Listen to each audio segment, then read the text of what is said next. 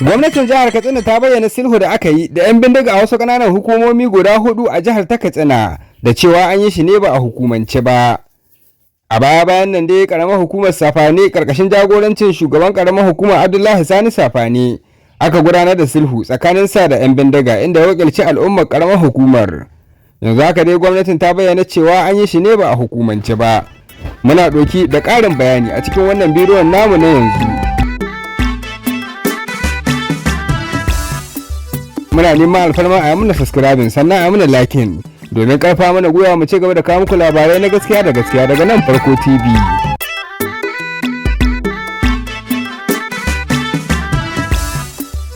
A bayan nan karamar hukumar Safane ta sulhu da 'yan bindiga wanda suka addabe ta. Sulhun ya gudana dai karkashin shugaban karamar hukumar Abdullahi Sani Safane inda aka gudanar da sulhun. Amma fa ta bakin kwamishinan yada labarai na gwamnatin jihar Katsina wato Bala Salisu Zango ya bayyana cewa wannan sulhu ana yin shi ne ba hukumance ba. To amma wannan bayana nufin ana yin wannan abu ne a hukumance. Wannan al'umma ne na mutanen gari suke yin wannan sulhu da waɗannan 'yan ta'adda. Amma magana ta gaskiya gwamnatin jihar Katsina har yanzu tana nan akan matsayinta akan cewa ba za ta yi sulhu da. Bala Salisu Zango ya ci gaba da cewa 'yan bindigan ne idan suka addabi al'ummar wani ƙauye sai su neme su sulhu domin su zamna lafiya.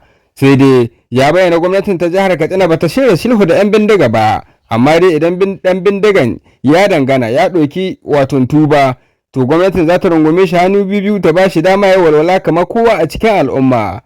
Daman dai ayyukan ta'addanci sun addabe jihar ta Katsina da Sokoto da ma Zamfara amma da wasu yankuna na jihar Birnin Kebbi wanda tun a baya ake ta yakin 'yan bindiga. Hukumomin soja na fitar da alƙalumman cin nasara da kashe 'yan bindiga wanda har yanzu ake samun barazanonin 'yan bindiga musamman a jihar ta Katsina da Sokoto da Zamfara. Da wannan muka zo ƙarshen shirin nan na yanzu da fatan Allah kawo mana zaman lafiya a ƙasar mu ta Najeriya. Amma fa muna neman alfarmar subscribing da liking domin karfafa mana gwiwa mu ci gaba da kawo muku shirye-shiryenmu na gaskiya da gaskiya a wannan tasha ta Farko TV.